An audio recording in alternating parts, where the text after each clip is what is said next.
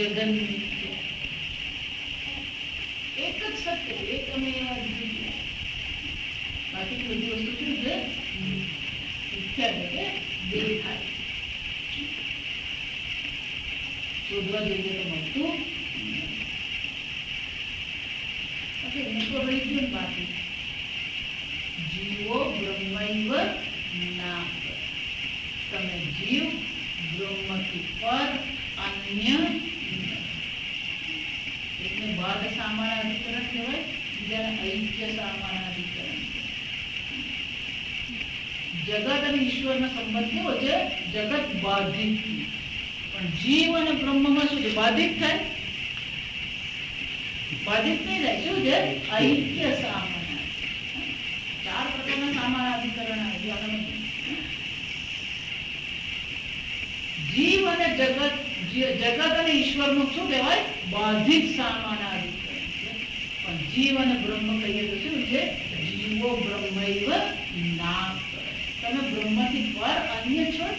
તમે સ્વયં બ્રહ્મ પૂર્ણાત્મા છો. અને તે બાધિત. ઉપાધિની દ્રષ્ટિએ વિરોધ છે. ઉપાધિની દ્રષ્ટિએ અલ્પતા અને સર્વજ્ઞતા છે. ઉપાધિની દ્રષ્ટિએ અલ્પ શક્તિ સર્વશક્તિ છે. પણ ચૈતન્ય સ્વરૂપની દ્રષ્ટિએ શું છે? એક અદ્વિતીય બ્રહ્મ માત્ર. તરંગ એમ કહીએ તો ઉપાધિની દ્રષ્ટિએ અલ્પતા છે. સમુદ્ર એમ કહીએ તો ઉપાધિની દ્રષ્ટિએ સર્વજ્ઞતા છે. પણ જળ એમ કહીએ તો એક. જીવો બ્રહ્મૈવ ના. આમ એક અદ્વિતીય બ્રહ્મ માત્ર છે, બીજું કઈ છે? સર્વમ ખલ્વિદમ બ્રહ્મ. બ્રહ્માર્પણમ બ્રહ્મહવિ બ્રહ્માગ્નૌ બ્રહ્મણા બ્રહ્મૈવ તેન જગતે. કર્તા પણ બ્રહ્મ છે, કર્મ પણ બ્રહ્મ છે. સુંદર છે. ભોજન કરીએ. થાળી પણ અધિષ્ઠાન છે. થાળી પણ બ્રહ્મ છે. થાળીમાં પડેલું ભોજન પણ શું છે? ચમચી પણ શું છે? જે આહુતિ અપાઈ રહી છે એ પણ શું છે? જેના દ્વારા આહુતિ અપાઈ રહી છે એ પણ શું છે? અને જે ફળ મળી રહ્યું છે, તૃપ્તિ મળી રહી છે એ પણ શું છે?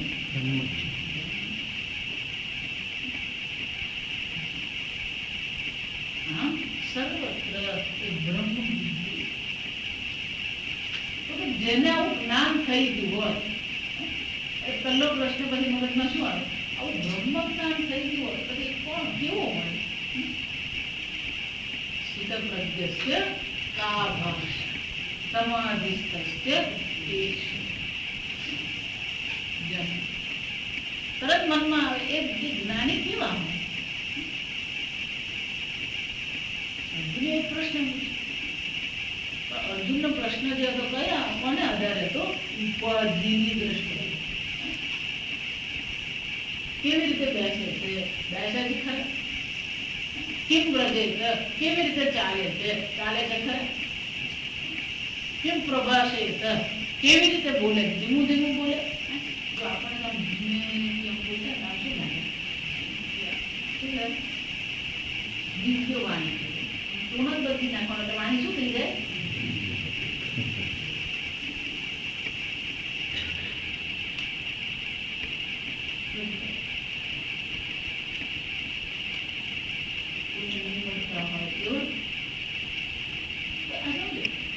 બિલકુલ ઉપાધિના સ્તર પર પ્રશ્ન ભગવાનને ખબર નથી કે ઉપાધિના સ્તર પર તો કોઈને જ્ઞાની તરીકેનું વર્ણન થઈ શકે.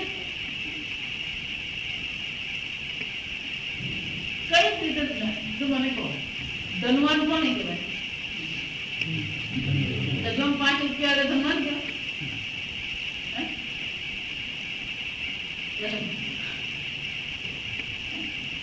ગજવામાં 1000 રૂપિયા તો ધનવાન કહેવાય. આ વાન પ્રત્યે મતુક પ્રત્યે કહેવાય.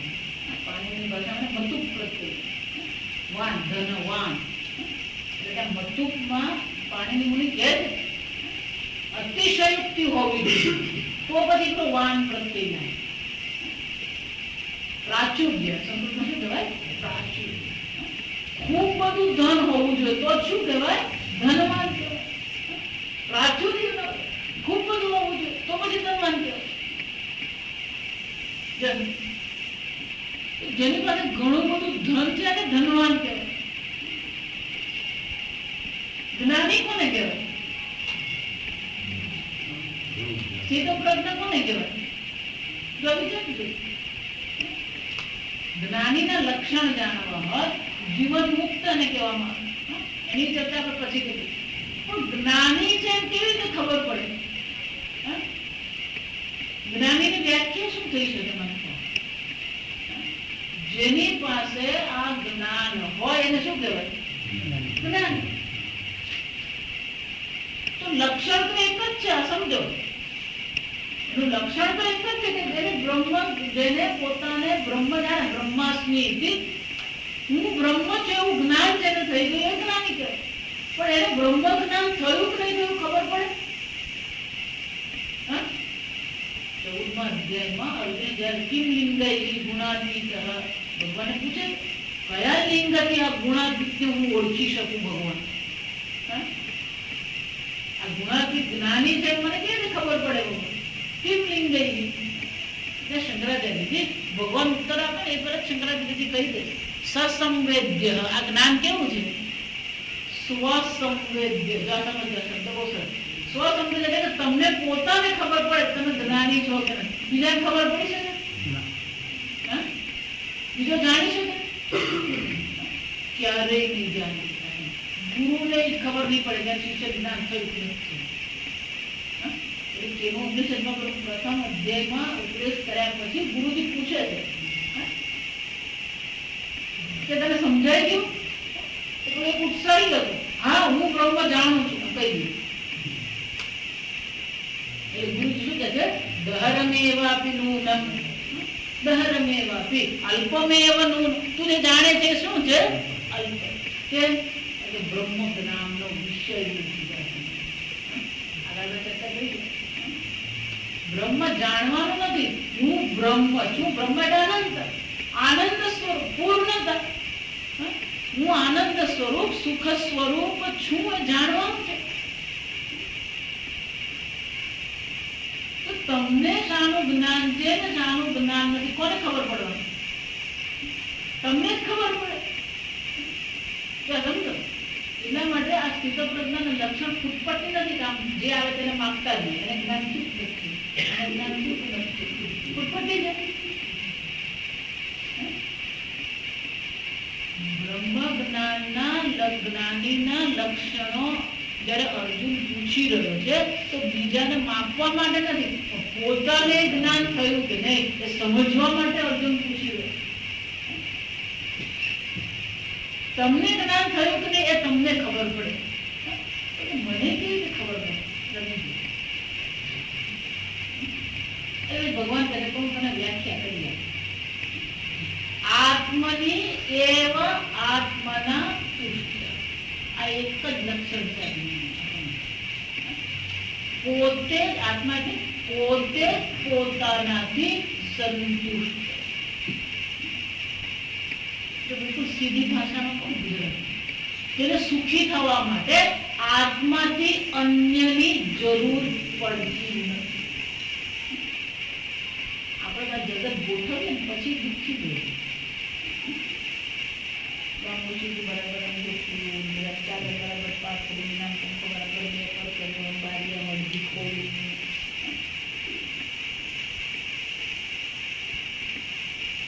કોઈ સવારે ઉઠીએ ત્યારે શું કરતા હોય?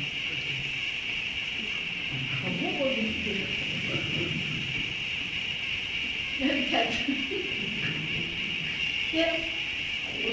ખસી ગયું આપણું તો ખસી જાય.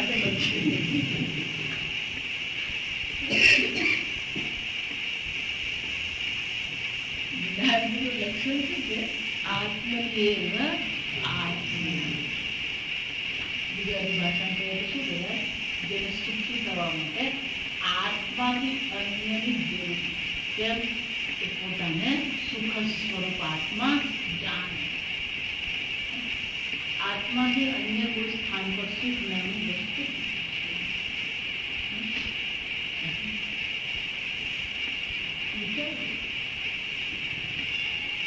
જો તમને સુખી થવા માટે અન્યની જરૂર છે, એક પરતંત્રતા છે. મહાભારતમાં પ્રશ્ન પૂછવામાં આવ્યો, સુખ અને દુઃખ કોને કહેવાય? સુખ અને દુઃખ કોને કહેવાય? સ્વતંત્રતા જેવું સુખ નથી અને પરતંત્રતા જેવું જ્યાં સુધી તમે પોતાને પૂર્ણ આત્મા નહીં જાણો ત્યાં સુધી આ પરતંત્રતાની નિવૃત્તિ થશે.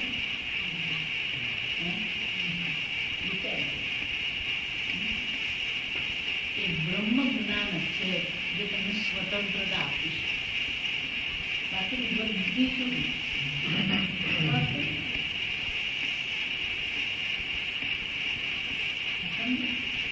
સુખી થવા માટે અન્યની જરૂર આત્મની એવા આત્મના બીજા અધ્યાયમાં ભગવાન વસ્તુ આત્મરત્રેવસ્ય આત્મકૃતસ્ય માનવઃ આત્મન્યેવ સંતુષ્ટઃ તસ્ય કાર્યમ ન.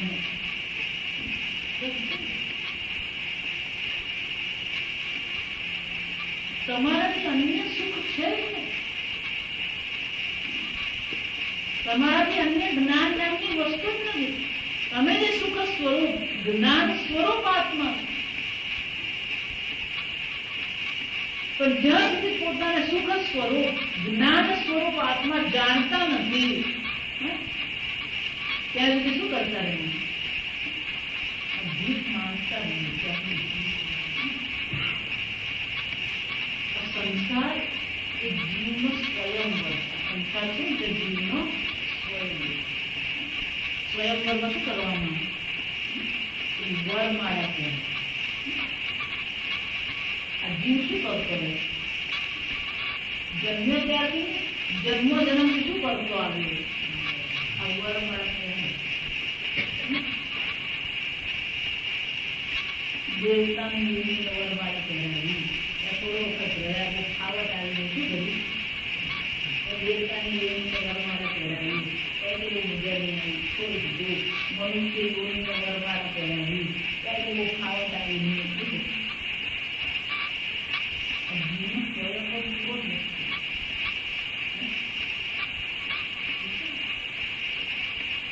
કેટલાને વરમાળા પહેરાવતા જન્મ થયો, સુંદરને વરમાળા પહેરાવી, લોકોની વરમાળા પહેરાવી. હવે લોકોથી જ જઈ ગયો નથી. પાછા રસ્તાથી બધી ગમી છે. લોકોને ગમી જ એવું દેખાય. આ લખોટી ગીલી દંડા આ બાળકોને બહુ સાવધાન અને લોકોના રિફ્લેક્ટિવ બધા. આમ તમે આમ બીજી દંડા રમું પણ બીજે પૂછે એટલે આમ તરત જ તમારે શું કરવું પડે? મારું જ પડે પડે. આ સાવધાન બનાવે બાળક. આવું આ લોકો આમ મારે જોવા જેવું છે. બરાબર આમ પકડી નાખે રમ્યા ને એને ખબર એ પાકા રસ્તામાં ઉભા છે ઉછર્યા ને એ લોકો ખબર નહીં. એને મને સાચી મેળા જોઈએ, હાથ જોઈએ, ગમી બનાવે બનાવે છે એમ 10 માર્ક કેટલી બહાર પડે આ રમે ખબર જેટલી બહાર નીકળે ને એ બધી આપણી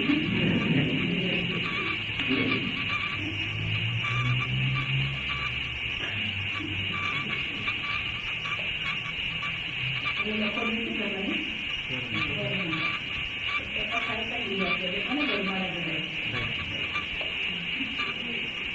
ભણવાના લાગ્યા કે દીકરીને વરમાળા કરાવે, દીકરીને વરમાળા કરાવે. વરમાળા કરાવવાનું ખાવે તો શું જોઈએ?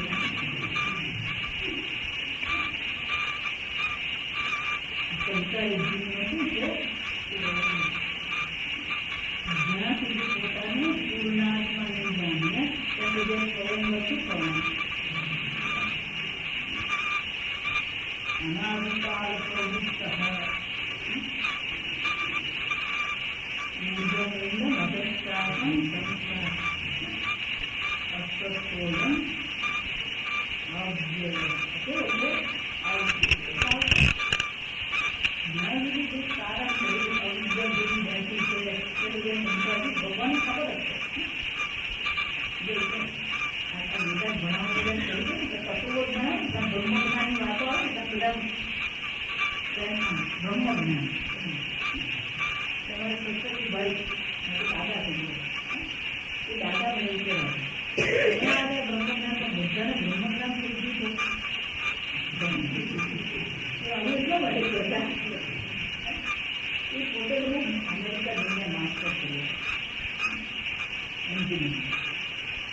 પછી ગામમાં તે લોકો ભણેલા નહીં. તેનો ઘેર બહુ મજાનો બાદા એને બધાને ઉઠ્યું. મારી મમ્મીને તો વેદાંત સમજાય તો બધાને જ વેદાંત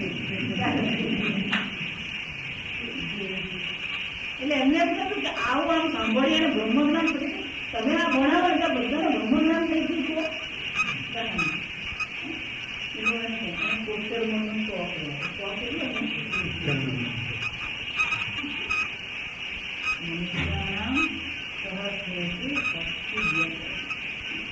યતતામપી સિદ્ધાનાં તસ્મિન્માં યેતિ વિકાસો. આશ્ચર્ય બ્રહ્મજ્ઞાને આશ્ચર્ય, બ્રહ્મજ્ઞાનનો ઉપદેશ આશ્ચર્ય, બ્રહ્મજ્ઞાન થવું આશ્ચર્ય. એટલે જ્ઞાન શ્રુત્વાદિત્યને ઉદેજન અસ્તિત્વ સાંભળ્યા પછી કોઈને નથી સમજાવતું એ શું છે? આશ્ચર્ય.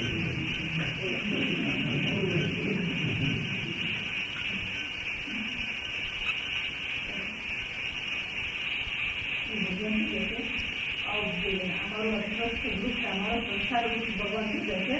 અવતારથી છે. કેટલા જીવ હશે? કોઈ કહેતા તો પ્રશ્ન અનંત જીવ છે. જેટલા બેક્ટેરિયા એટલા જીવ, જેટલા વૃક્ષ એટલા જીવ, જેટલા મનુષ્ય એટલા જીવ, જેટલા પશુ પક્ષી એટલા જીવ. જીવ કેટલા જીવ? આ તો ખાલી પૃથ્વી લોકની વાત છે. આના જ પછી ભૂવા જના તપ ઉપર સાત ને નીચે શું છે?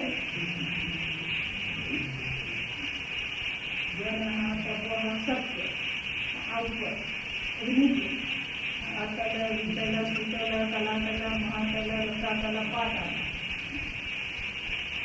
અનંત જીવ. એટલે ભગવાન એટલા માટે ભગવાને કીધા જ નથી. ભગવાન તો કઈ ને આ બ્રહ્મજ્ઞાનનો પ્રચાર થતો રહ્યો છે. અનંત જીવ છે. એ દાદા એવી ચિંતા હતી કે બધા બ્રહ્મજ્ઞાન છે ભગવાનનો સંસાર ચાલે નહીં. બિગડે છે.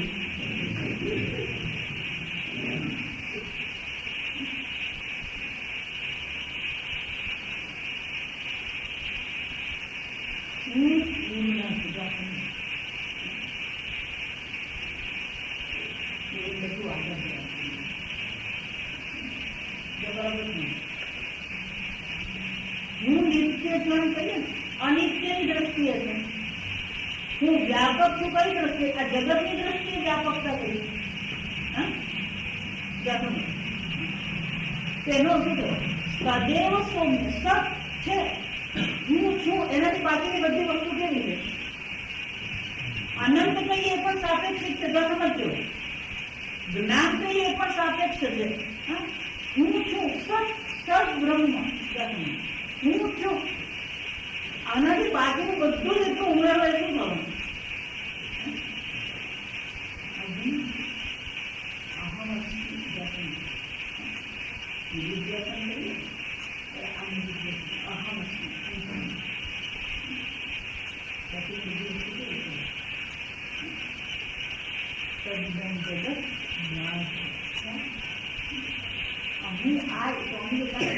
હું એમ કહીએ ને પછી એ નહીં. પછી આપણે તો ખીચડી આખી આમ ચાલે.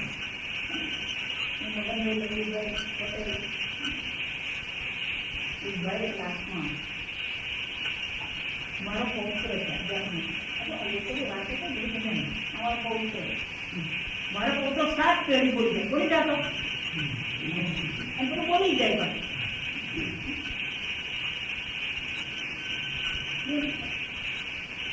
હું એમ કહીએ પછી જેટલું ઉમેરાય બધું શું છે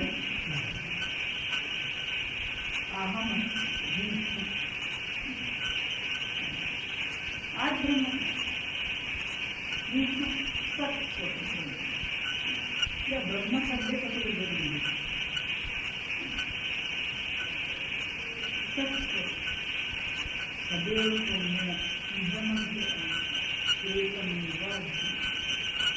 એક અદ્વિતીય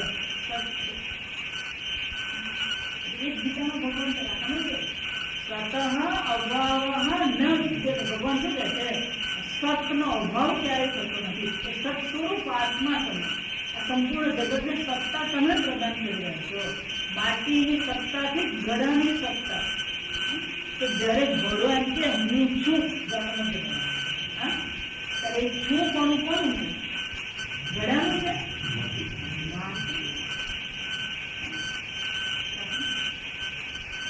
એમાં સંપૂર્ણ જગતમાં જે અસ્તિત્વ દેખાય છે અસ્તિત્વ કોણ?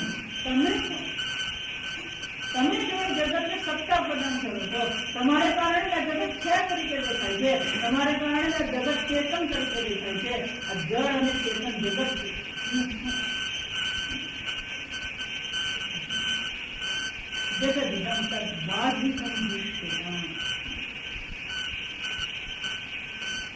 આ પ્રકારનું જો જ્ઞાન હોય તો પછી જ્ઞાનીનું વર્ણન કઈ પ્રકારથી કરવાનું? અને જે પણ જ્ઞાનીનું વર્ણન કરે એ વર્ણન શું હોય? ટૂંકો જ પુરવાર થાય તો સમજે. એના માટે ગીતામાં ભગવાન બહુ સુંદર કહે છે યા નિશા સર્વભૂતાનાં તસ્યામ જાગ્રતિ યસ્યામ જાગ્રતિ ભૂતાની. એક રાત્રિ છે એક દિવસ છે એ બેનો શું છે?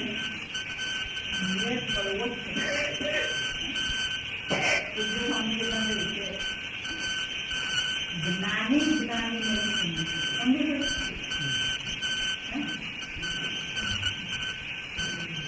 કેટલાક માનતા છે કે જ્ઞાની જ્ઞાની સમજી જ્ઞાની જ્ઞાની કઈ રીતે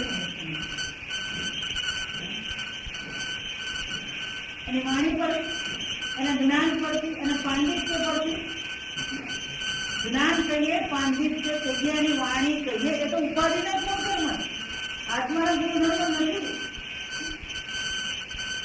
એટલે આત્મજ્ઞાન આ સમજે તમને જ્ઞાન સ્વરૂપને એ તમને ખબર પડે. બીજાના સ્વરૂપને એ આપણે ક્યારે સમજી શકીએ? મને જ્ઞાન મારું મારું છું પછી હું લઈ લો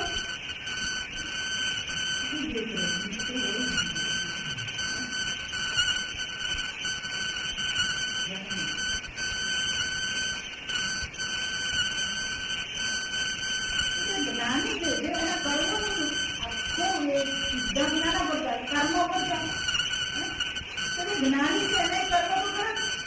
આજે લોકોને જ્ઞાન થયું પણ એને સંચિત કર્મ તો છે.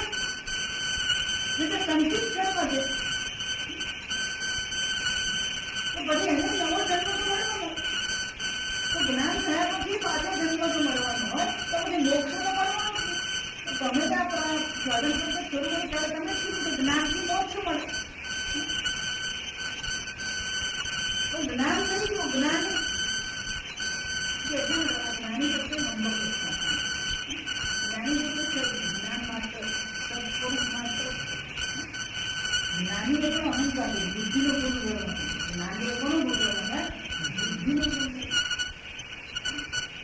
જ્ઞાન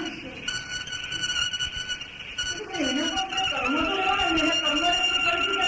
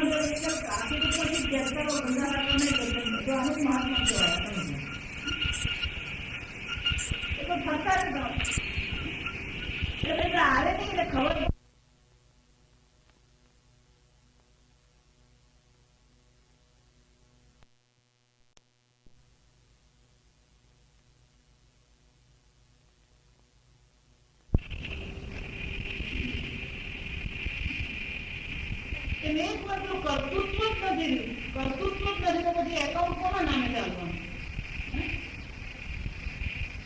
એટલે એકાઉન્ટ શું થઈ જાય? એકાઉન્ટ જ બંધ થઈ ગયો. શ્રીમાદાજી શું કહે છે? ઉત્તરૈહી નશિષ. પછી એકાઉન્ટ જ શું મળે છે? પછીના કર્મથી પણ શું થવાનું? એટલે ફાઈમાં તો કે કર્મ તો થાય, કર્મ તો થાય, પાપ પુણ્ય કર્મ તો થવાના જ છે. શરીર છે, ઉપાધિ છે, ઉપાધિની મર્યાદા છે. એટલે પુણ્ય કર્મ પાપ કર્મ થઈ શકે. એ પોતે જ અપાયમેન્ટ નહીં થાય, પણ કર્મના સિદ્ધાંત પ્રમાણે કર્મ તો ઉત્પન્ન થવાનું જ છે. ઉપનિષદ શું કહે છે? દેહની સેવા કરે છે, દેહને અનુકૂળ છે, એને બધા પુણ્ય મળે. શાસ્ત્ર અધ્યયન કરવાનું બહુ મોટું અધ્યયન પુણ્ય છે. શાસ્ત્ર અધ્યયન કરીએ એમાં શું છે? બહુ મોટું પુણ્ય, આધ્યાત્મિક પુણ્ય કહેવાય. એટલું જ આ શાસ્ત્ર અધ્યયન કરીએ એક નવું પુણ્ય ઉત્પન્ન કરી આપે, જેને કારણે ફરીથી શાસ્ત્ર અધ્યયન કરીએ, જેને કારણે ફરી ચક્રવૃત્તિ વ્યાજ જેવી. શાસ્ત્ર અધ્યયન એકવાર કરવા માંડે પછી શું થાય? એ જ આપણને અનુકૂળતા કરી આપે. તો ચક્રવૃત્તિ વ્યાજની તમે ચાલતું રહ્યું, ક્યાં સુધી ચાલતું રહ્યું? જ્ઞાન થાય.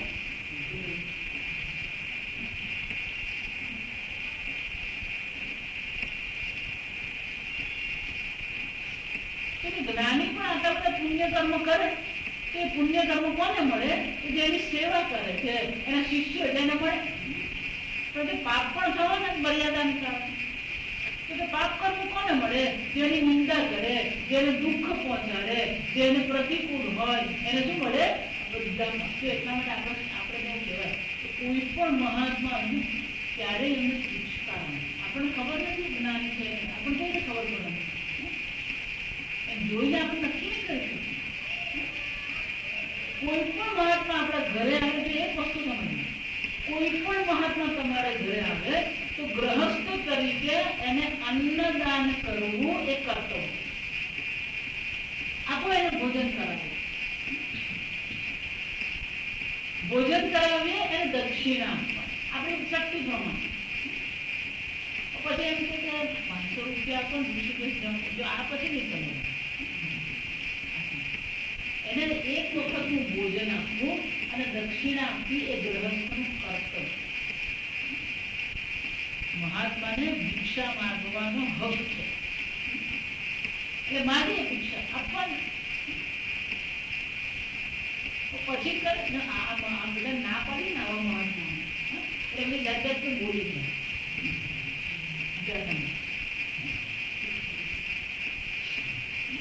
એના માટે ગુજરાતીમાં કહેવત છે, ગભરાવાની એ બોલી જાય ને ત્યારે ગભરાવાની. એના માટે આ કહેવત બહુ મજાની. સતી શ્રાપ આપે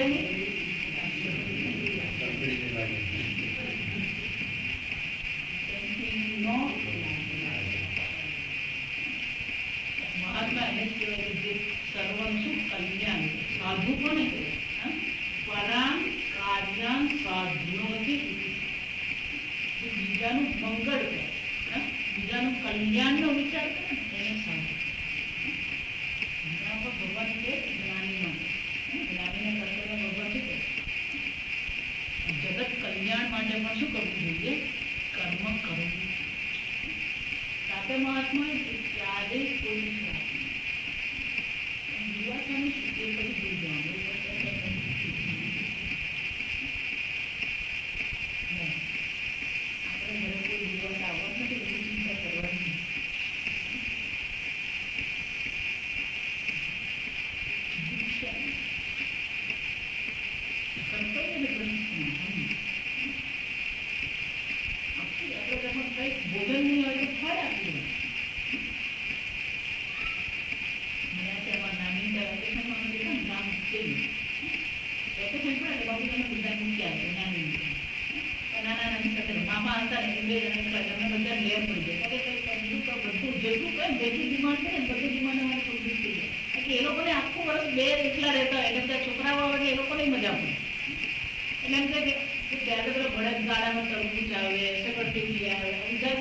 આઈસ્ક્રીમ વાળો આવે એટલે પેલો રમતા હોય ખબર પડે કે તરબૂચ વાળો આવ્યો એટલે આવીને ઉભા રહી ગયો. પછી પેલા નાના પછી ઓટલા પરથી નાના ખસવા દેવાનું નહીં. જ્યાં સુધી પેલો તરબૂચ વાળો આવે નહીં, તરબૂચ લઈને આવે ત્યાં સુધી નાના પણ શું છે પેલો ઓટલા પરથી ખસવા જ નહીં.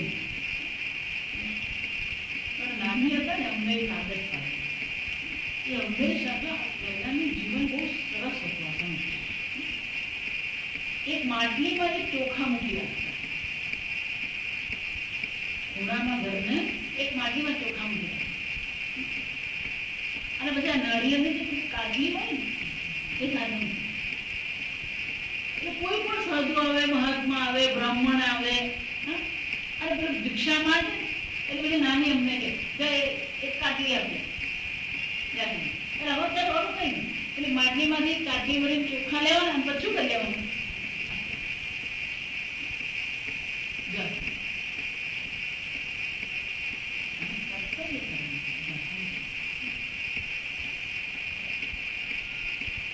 પણ પછી એનાથી વધારે માંગણી કરે તો પછી શું કરવાનું હોય? નાની છે એને ભિક્ષા માંગે, એનું જીવન છે એ પણ આ પ્રાપ્ત કર્મ ભલે બળી જાય, પછીના કર્મથી એ લેપાયમાન થતો નથી, પણ એનું પ્રારબ્ધ કર્મ તો ખરું ને. શંકરાચાર્ય શું કહે છે? પ્રારબ્ધમ પુનઃ ભુજ્ય. શરીર શું છે?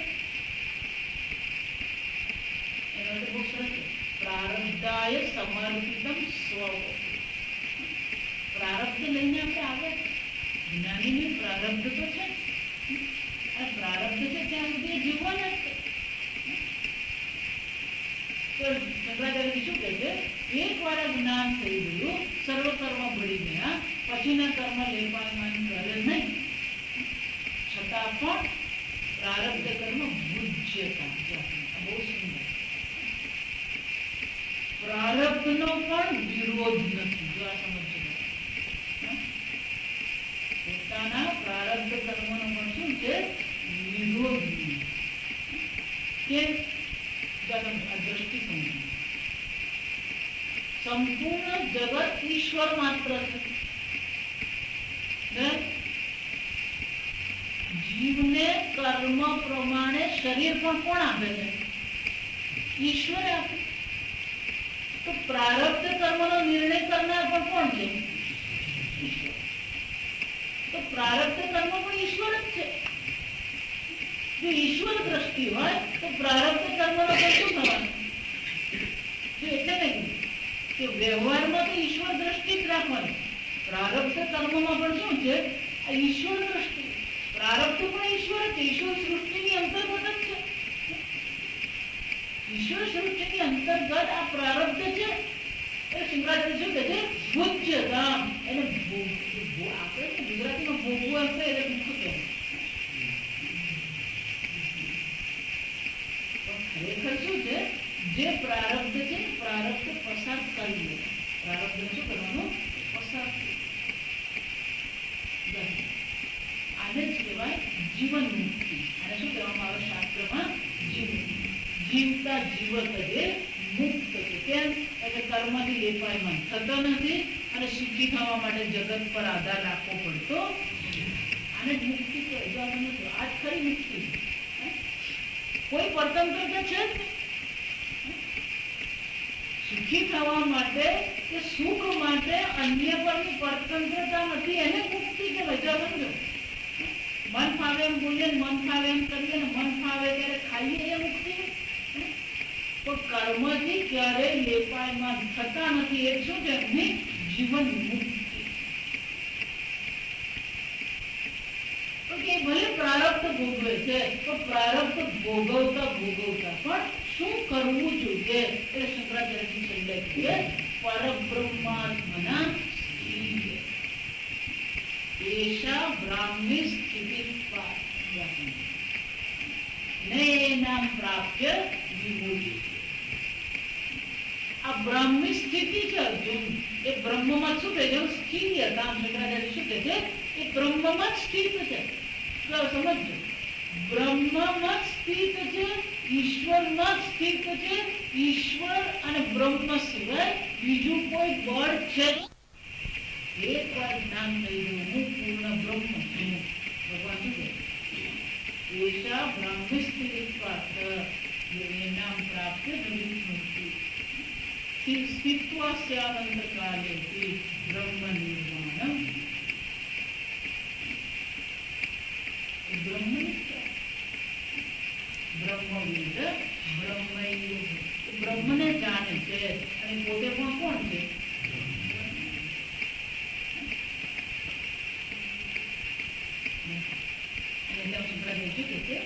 બ્રહ્માત્મના બ્રહ્મમાં એટલું જ નહીં, આ પ્રારબ્ધ કર્મ પૂરું થઈ જાય તસ્ય પ્રાણા ન ઉત્ક્રમંતિ.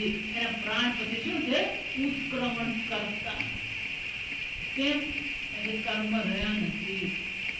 ઇહૈવ પ્રવિલિંદ્યતે. અહીંયા જ એના પ્રાણ પર પંચ મહાભૂત છે. એટલા માટે આપણે મહાભૂતમાં શું કહીએ? એમનો દેહ પંચ મહાભૂતમાં આવવાનું જવાનું રહેતું. જીવન મુક્તિ છે ને, દેહ મુક્તિ છે. પછી એ સ્થિત ક્યાં થઈ ગયો છે? એ બ્રહ્મમાં અને વિદેહ છે. જીવન મુક્તિ તો એ માણે પણ પ્રારબ્ધ પૂરું થતા દેહ છૂટી ગયા પછી પણ કોણ છે? વિદેહ. આ થયું આપણું સાધન પદ.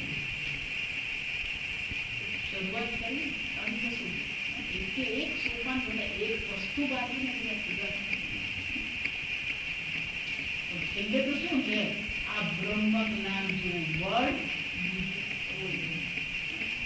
ગમે એટલા યોગાસન કરો, ગમે એટલા પ્રાણાયામ કરો, ધ્યાન કરો, ધારણા કરો, પણ છેવટે સ્થિતિ ક્યાં થવી જોઈએ? પરબ્રહ્માત્માના. જ્યાં સુધી આ બ્રહ્મમાં સ્થિતિ નહીં થાય ત્યાં સુધી સતત શું કરતા રહેશે? વેદો નિત્યમ શાસ્ત્ર અધ્યયન. આપણે ઘણી વાર એવું છે શાસ્ત્ર અધ્યયન કરતા રહે છે એટલે પેલું મેળ પડે નહીં મગજની, એટલે પછી પેલું બીજું કરવા જાય. પણ શાસ્ત્ર શું કહે છે? નહીં સમજાયું તો શું કરવાનું? કે પેલા છોકરાને દાખલો સમજ નહીં પડે તો શું કરવાનું? રસાયણ શાસ્ત્ર ભણાવું એક રીતે, બીજી રીતે, ત્રીજી રીતે શું કરતા રહેવાનું? ગણિતનો દાખલો નહીં સમજાયો તો જ્યાં સુધી ન સમજાય ત્યાં સુધી શું કરવાનું? એક દાખલો કરવાનો, પછી બીજા દાખલા પર. જો ઘણી વાર શું થાય, કોઈ છોકરાને પહેલો દાખલો નહીં આવડે એટલે બીજો દાખલો કરે. પહેલો દાખલો નહીં આવડે તો પહેલા શું કરવાનું છે? એ પહેલો દાખલો પછી બીજા પર જવાનું રહે. બીજા બ્રહ્મજ્ઞાન બીજો દાખલો નથી મદદ કરતા. શાસ્ત્ર પૌન પુણ્યેન શ્રવણમ. શ્રવણ જ એકમાત્ર શું છે? ઉપાય છે. શાસ્ત્ર શ્રવણ ગીતામાં પણ ભગવાને તદ્વિધિ પ્રણિપાતેન પરિપ્રશ્નેન સેવયા ઉપદેશન્તિ તે જ્ઞાનમ જ્ઞાનિનઃ સત્ય. એ ઉપદેશનું શું કરતા રહીએ? શ્રવણ. શ્રવણ તો કરીએ પણ મને મનમાં જરાક આમ ખોટ જેવું લાગે.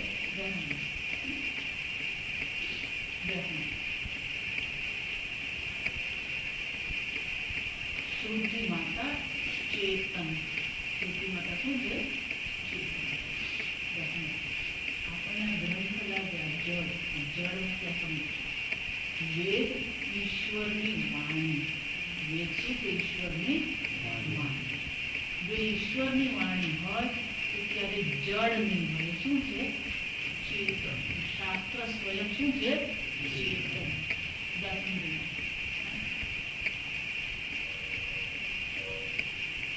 તમે શાસ્ત્ર શ્રવણ કરતા શ્રુતિ માતાનું કામ અવશ્ય શાસ્ત્ર પર શ્રદ્ધા હોવી જોઈએ. ગુરુ ઉપદેશ પર શ્રદ્ધા. ઘણાને એવું લાગે, તમને એવું લાગે કે તમે સમજાય પણ પહેલા તો કઈ યાદ નથી. જો એવું નથી. આ શાસ્ત્ર નું શ્રવણ તમારી બુદ્ધિમાં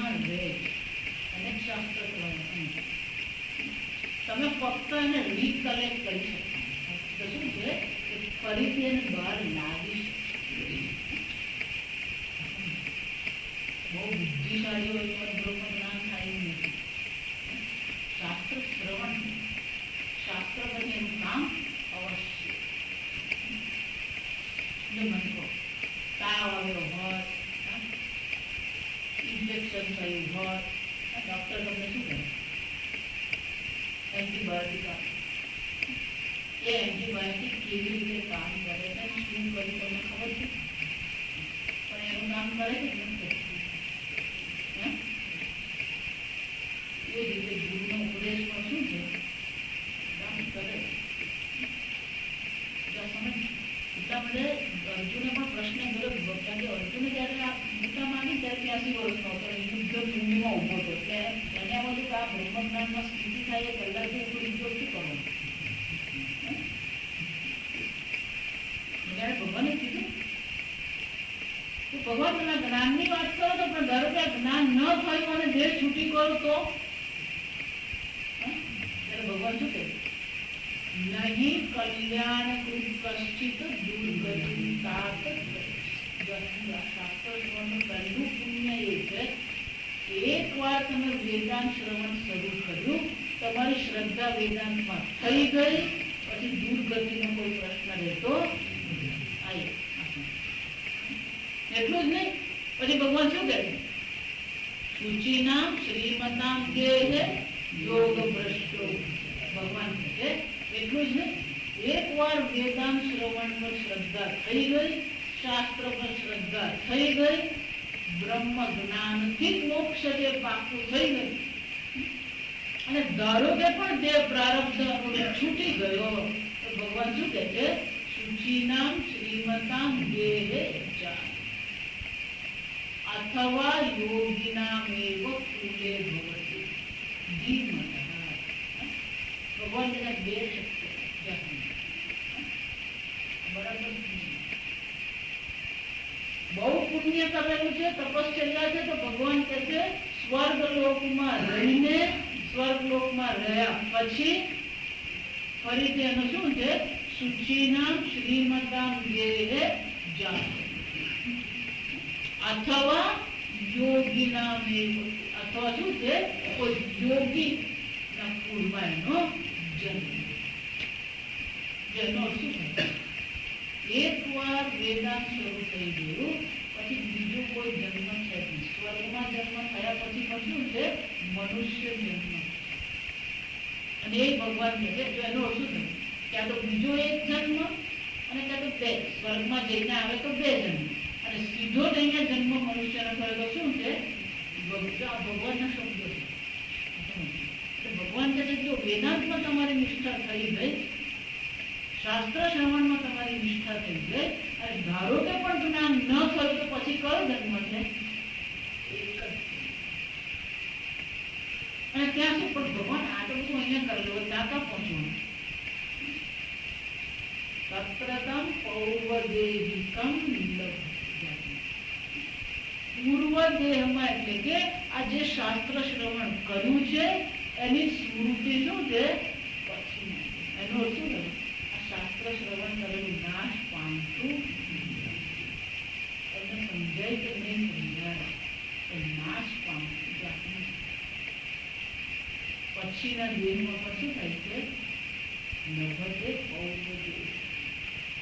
ફરીથી એને સ્મૃતિ જાગૃત થાય છે, ફરીથી એ વેદાંતમાં લાગે છે, ગુરુજી મળી જાય છે, અને એને શું થઈ જાય? ભગવાન ત્યાં શું કહે છે? અને મોક્ષની પ્રાપ્તિ. અને એટલા માટે શાસ્ત્ર શ્રવણ ક્યારેય વ્યર્થ નથી. તમને નથી સમજાતું કોઈ ચિંતા નથી. ફક્ત બુદ્ધિ પર શું કરતા રહ્યો કે આ શાસ્ત્ર શ્રવણના સંસ્કાર તમે પાડો. ચેતન છે તો સમજો. અને એટલા માટે આ જન્મને અનેક વર્ષો સુધી સ્વર્ગ ભોગવ્યા પછી પણ જયારે ફરીથી મનુષ્ય જન્મ લે છે તો ભગવાન કહે છે પૂર્વ દેહની સ્મૃતિ અને શું છે? ભગવાનનો શબ્દ. આનાની બીજી મોટી ખાતરી આપણને કઈ દીધી? આ જન્મમાં મોક્ષ મેળવે એ બ્રાહ્મણી સ્થિતિ પર. આ જન્મમાં નહીં તો ભગવાન શું કહે છે? બીજો. જો આ વેદાંત છે. આ જન્મમાં જો જીવન મુક્તિ નહીં થઈ, વિદેહ મુક્તિ નહીં થઈ, તો ભગવાનને ચિંતા કરવા જેવું એકદમ છે જ નહીં. કેમ? દુર્ગતિમ તાત. આ જ વેદાંતનો પ્રભાવ છે, આ જ શાસ્ત્ર શ્રવણ. એટલા માટે તમને સમજાય કે નહીં સમજાય, શાસ્ત્ર શ્રવણ તમે શું છે કરતા. અને શાસ્ત્ર શ્રવણ એને રસાયણ કહેવાય. શાસ્ત્ર રસાયણ. હા, રસાયણ શું કરે? એનું કામ કરે. પેલું ટાઇલ્સ છે બગડેલી છે, એના પર એસિડ પડે તો એસિડ શું કરવાનું? રસાયણ છે, કેટલિસ્ટ છે, એ કરી જ એનું કામ. ચેતન છે, શ્રુતિ માતા ચેતન છે. તો સમજો, ગુરુની વાણી ચેતન છે, ઈશ્વરની વાણી પણ શું છે? ચેતન. એટલે એનું કામ કરે. આપણે ફક્ત એના પર શું કરવાનું છે? શ્રદ્ધા. શ્રદ્ધાવાન લભતે.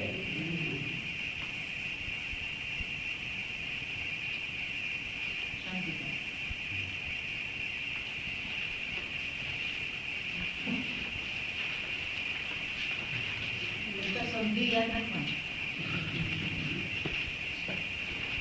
ઓમ સ્વસ્તિ પ્રજાભ્યઃ પરિપાલયન્તાં ન્યાયેન માર્ગેણ મહિં મનીષાઃ ગોબ્રાહ્મણેભ્ય શુભમસ્તુ નિત્યં લોકાઃ સમસ્તાઃ સુખિનો ભવन्तુ. કાલે વર્ષતુ પર્જન્યઃ પૃથ્વી શસ્યશાલિની દેશોऽયં શોકરહિતઃ બ્રાહ્મણાः સन्तુ નિર્ભયાः. ઓમ સર્વેષાં સ્વસ્તિર્ભવતુ સર્વેષાં શાન્તિર્ભવતુ સર્વેષાં પૂર્ણં ભવતુ સર્વેષાં મંગળં ભવતુ સર્વે ભવन्तુ સુખિનઃ સર્વે સन्तુ નિરામયાઃ સર્વે ભદ્રાણિ પશ્યन्तુ મા કશ્ચિत् દુઃખભાગ્ ભવેत्. અસતો મા સદ્ગમય તમસો મા જ્યોતિર્ગમય મૃત્યોર્મા અમૃતં ગમય. ઓમ પૂર્ણમદઃ પૂર્ણમિદં પૂર્ણાत् પૂર્ણમુદચ્યતે પૂર્ણસ્ય પૂર્ણમાદાય પૂર્ણમેવાવશિષ્યતે. ઓમ શાંતિ શાંતિ શાંતિ. હરિ ઓમ શ્રી ગુરુભ્યો નમઃ. હરિ ઓમ.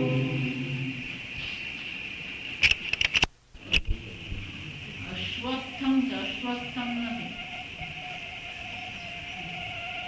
ઊર્ધમૂલમદશાખમ અશ્વત્થમ પ્રાહુરવ્યયમ અશ્વત્થમ પ્રાહુરવ્યયમ છંદાંસि યસ્ય પર્ણાનિ યસ્तं વેદ સ વેદવિદ. યસ્तं વેદ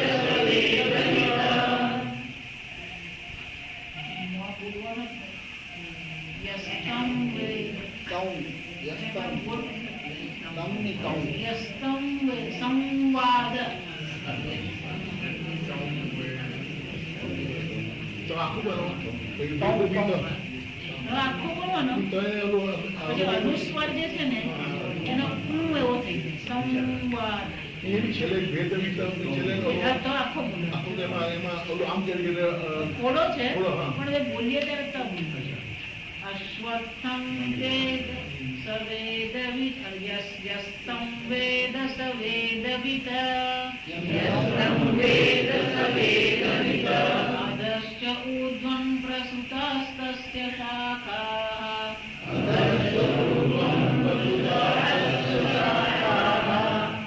પ્રસુતા તસ્ય નથી પ્રસુતાસ્તસ્ય. પહેલાની 12:15 નથી.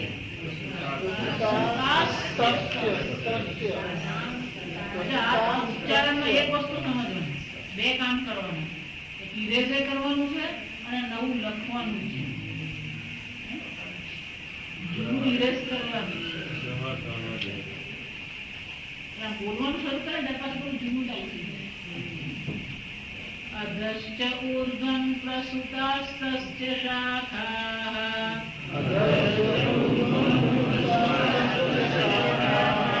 પુનઃ પ્રવૃદ્ધા વિષય પ્રવાલાઃ અધશ્ચ મૂલાન્યુસંતતાનિ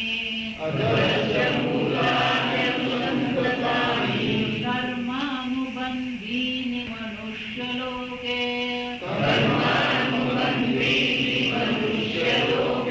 ન રૂપમસ્યેહ તથોપલભ્યતે નાન્તો ન ચાદિર્ન સ સંપ્રતિષ્ઠા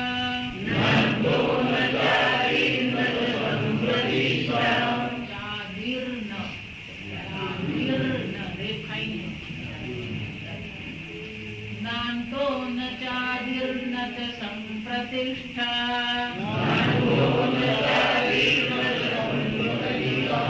अश्वत्थमेनं सुविरूढमूलम्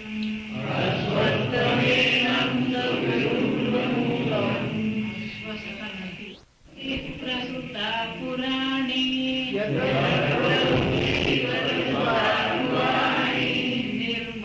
निर्माणमोहाजित संगदोषाः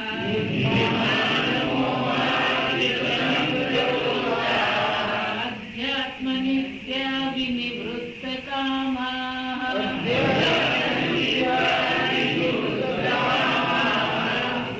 द्वन्द्वैर्विमुक्तः सुखदुःखसंज्ञैः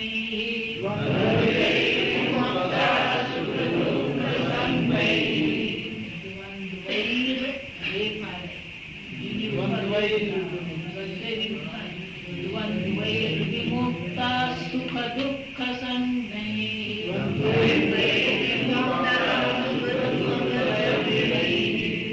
द्वन्द्वैर्विमुक्ता सुखदुःखसंज्ञैः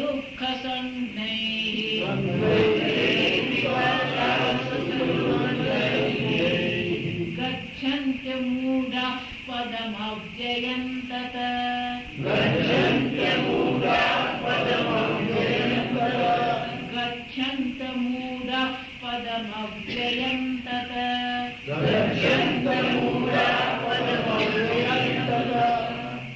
न तद्भासयते सूर्यः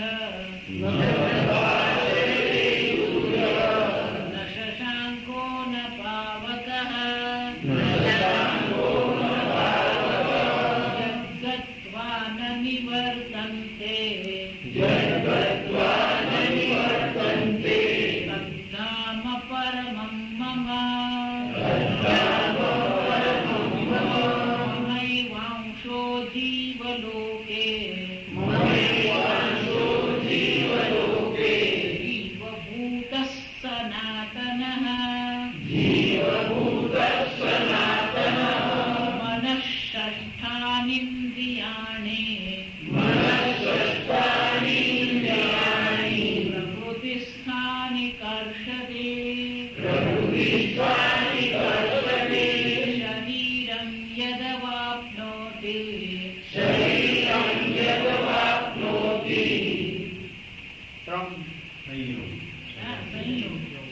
शरीरं यदवाप्नोति शरीरं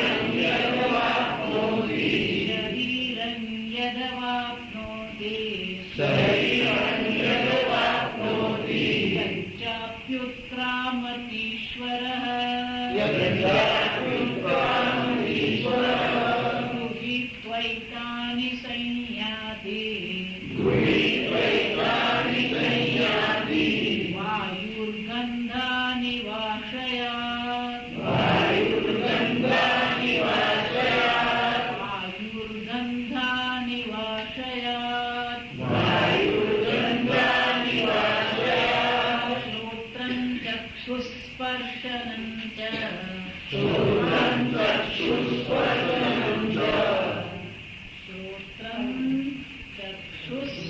સ્પર્શનમ ચ. ત્રણ નિયમ અહીંયા છે. ચંચળ ચંચળ શ્રોત્રમ ચક્ષુસ્પર્શનમ ચ.